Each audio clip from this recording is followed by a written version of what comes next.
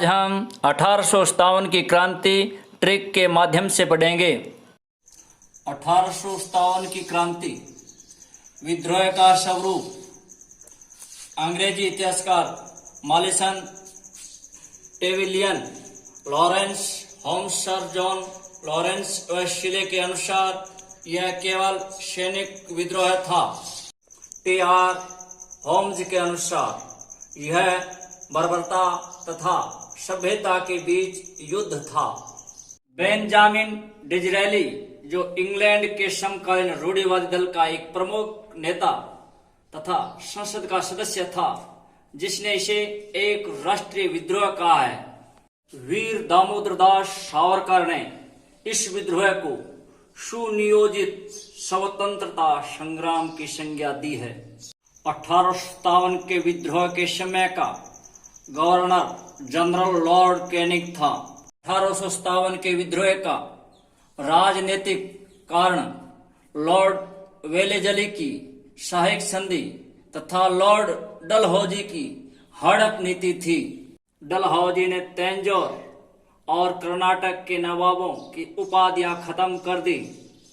प्रशासनिक कारण भी विद्रोह के लिए जिम्मेदार था। अंग्रेजों ने शुरू से ही प्रशासनिक कार्यों में भेदभावपूर्ण नीति अपनाई।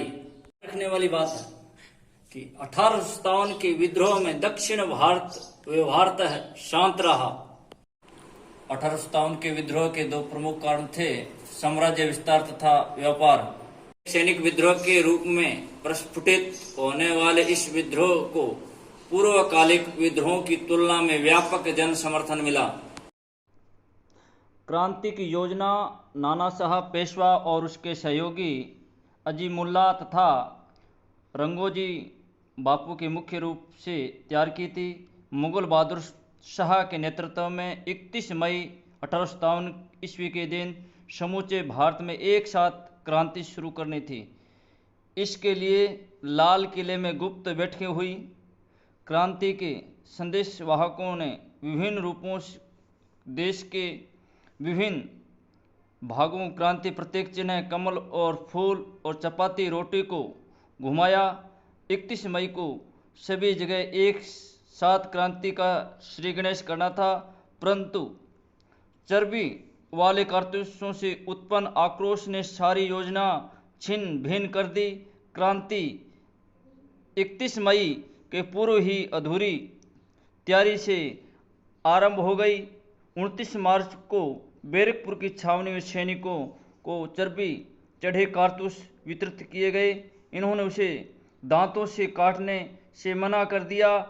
अंग्रेज अधिकारियों ने उन्हें गिरफ्तार करने का प्रयास किया।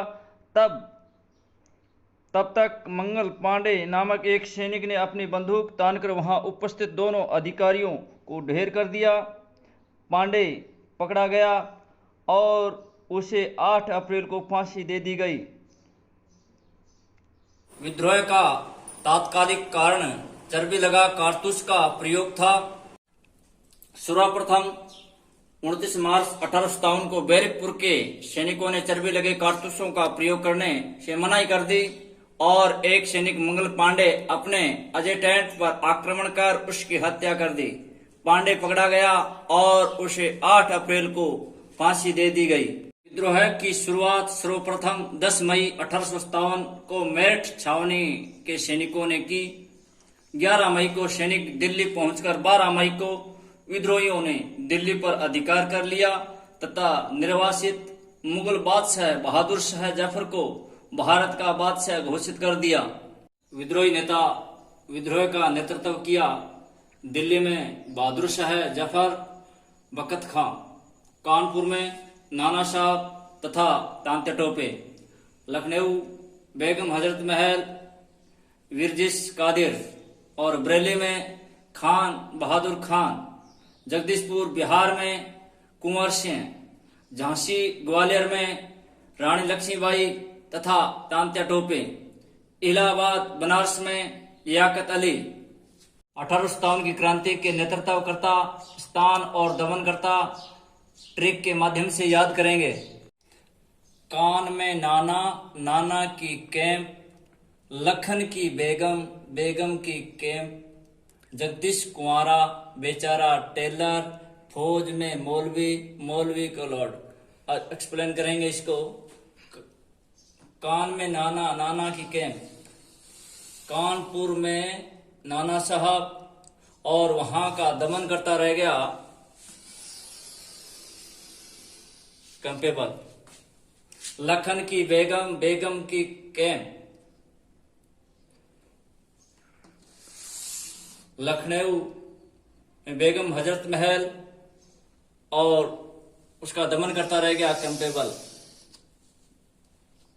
जगदीश कुंवारा बेचारा टेलर, जगदीशपुर में कुंवर सिंह और वहां का दमन करता रह गया विलियम टेलर। फौज में मौलवी, मौलवी के लॉर्ड। फैजाबाद में मौलवी अहमदुल्ला और वहां का दमन करता जनरल लॉर्ड। बरेली में खाना खाने को आया, दिल्ली के बहादुर निकल के भागे, झांसी की लक्ष्मी, लक्ष्मी का हर रोज, इलाहाबाद से लिया खत, उसमें निकली नींद। अब इसके ट्रिक के माध्यम से सेट करेंगे। बरेली में खाना, अब बरेली में स्थान, बरेली और नेतृत्व करने वाले खान बहादुर और इसके दमनकर्ता आयर। दिल्ली के बहादुर निकल के भागे, दिल्ली में नेतृत्व करने वाले बहादुर जफर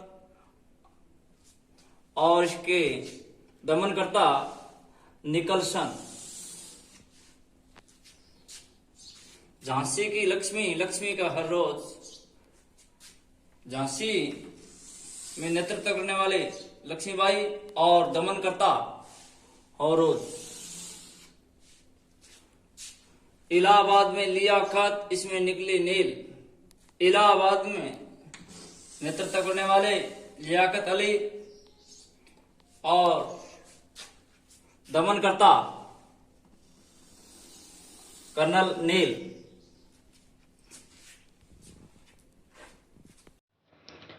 विद्रोह का दमन, दिल्ली के विद्रोह को समाप्त किया निकलसन एवं हडसन ने। लखनऊ और कानपुर में विद्रोह को समाप्त किया कॉलिन कैंपबेल ने।